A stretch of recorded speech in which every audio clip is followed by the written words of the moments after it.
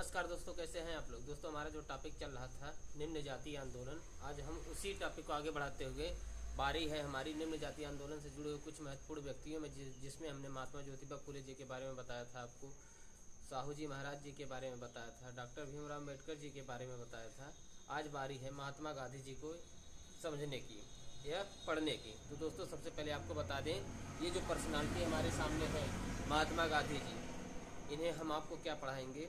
ये हमारे पास इतनी कैपेसिटी नहीं है कि हम आपको महात्मा गांधी जी के बारे में पढ़ाएं, क्योंकि इन्हें अगर आप आत्मसात करेंगे, अगर आप जिएंगे, तो आपको आपकी जीवन शैली में एक अनोखापन आएगा, क्योंकि ये हम आपको इन्हें क्या पढ़ा पाएंगे।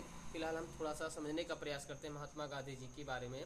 तो महात्मा गांधी जी के जो राजनीतिक गुरु होते हैं गोपाल कृष्ण गोखले, जब ये 1915 में साउथ अफ्रीका से भारत आते हैं, तो ये इन्हें सुझाव देते हैं, एक गाइडलाइन देते हैं कि यदि आपको भारत को समझना है, तो आपको कान बंद करके और आंख खोल के केवल भारत को अच्छे से देखना है। तो अपने राजनीतिक गुरु के बताए मार्ग पर गांधी जी चलते भी हैं, और कहीं ना कहीं आगे चल के जब देखते हैं कि जब यह राष्ट्रीय आंदोलन में भाग लेते हैं, तो कुछ समय तक ये बहुत ही अच्छे तरीके से कार्य करते हैं गांधी जी। चाहे वो खेड़ा का आंदोलन हो, चाहे वो अहमदाबाद मिल मजदूर का आंदोलन हो, या चाहे वो बिहार में राजकुमार शुक्ल के द्वारा बुलाया गया जो भी आंदोलन चल रहा था, नील आंदोलन किसानों के लिए, चंपारण सत्याग्रह, इन आंदोलनों में गांधी जी को बहुत अच्छी खासी ख्याति भी प्राप्त होती है और आंदोलन सक्सेस भी होता है। लेकिन कहीं ना कहीं जब 1932 का दौर जब आता है, तो अंग्रेज जो है हिंदू धर्म को कई भागों में बांटने के लिए, तो सबसे बड़ा जो वर्ग होता है आज की डेट में अगर हम बात करें, तो सबसे बड़ा जो वर्ग होता है दलित वर्ग, उसमें ये अंग्रेज सेंध लगा देते हैं। सेंध क्या लगाते हैं कि यह जो है 1932 में हमने आपको बताया था पूना पैक्ट हुआ था 24 सितंबर 1932 को। उसके पहले कम्युनल अवार्ड आया था, जिसमें दलितों को भी पृथक निर्वाचन दे दिया गया था। यानी आप सोच सकते हैं कि उस दलित समाज को हिंदू धर्म से अलग करने के लिए, यानी हिंदू धर्म को तोड़ने के लिए अंग्रेज कितना जबरदस्त षड्यंत्र कर रहे थे। अब गांधी जी 1932 के बाद से, जब से कम्युनल अवार्ड घोषित होता है और पूना पैक्ट समझौता होता है, उसके बाद से गांधी जी दलितों के उत्थान के लिए काफ़ी अग्रेसिव होते हैं। जो जाति हिंदू धर्म से कहीं दूर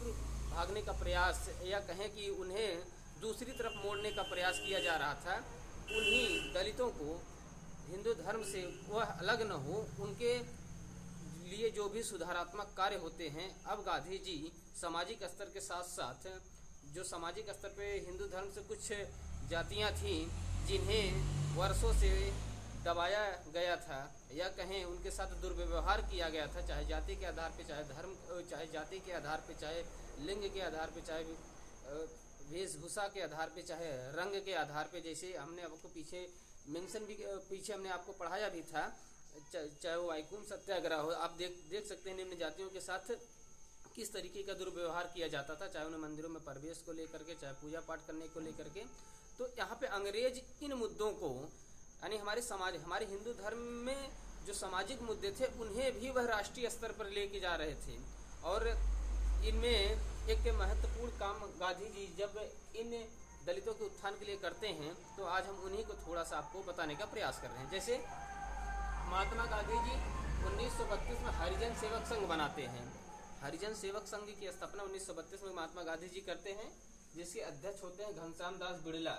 इसी संघ के द्वारा 1933 में हरिजन नामक साप्ताहिक पत्रिका निकाली जाती है। और 1932 में गांधी जी द्वारा all India depressed class association की स्थापना की जाती है।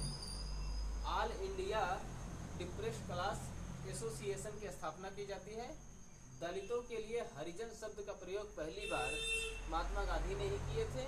और अगला जन्म, महात्मा गांधी इसमें मेंशन करते हैं कि अगला जन्म हमारा किसी अछूत के घर में हो, और इन्होंने दलित बेटी को अपनी बेटी माने थे। तो इतना था गांधी जी के बारे में, जो बहुत ही बड़े पैमाने पर चल रहा था। उसके पहले हम आपको बताएंगे कि 1923 में 1923 में जमुनालाल बजाज के द्वारा गांधी सेवा संघ की स्थापना गुजरात में भी की जाती है। और हमने आपको बताया भी था किस तरीके से वाईकुंठ सत्याग्रह पर गांधी जी दबाव डालते हैं तो दलितों को जो है मंदिर मार्ग में प्रवेश की अनुमति मिलती है। और गुरुवायूर आंदोलन में किस तरीके से गांधी जी जब इंटरफेयर करते हैं तो वहाँ के महाराजा ने केरल के समस्त मंदिरों को दलितों के लिए खोल दिए थे, अर्थात निम्न जातियों के समस्त लोगों के लिए वह मंदिर खोल दिए थे। तो आज के वीडियो में इतना ही था। गांधी जी के बारे में हमने थोड़ा सा आपको बताने का प्रयास किया है। आई होप कि आप समझ गए होंगे। दोस्तों कैसा लग रहा है थोड़ा सा कमेंट में ज़रूर बताएं, या कुछ अगर सुधार भी करना है तो उसके बारे में भी बताएं। ये आप यहाँ पे हमने दिखा दिया, आप देख सकते हैं थोड़ा सा जो भी चीज़ें हैं। धन्यवाद दोस्तों।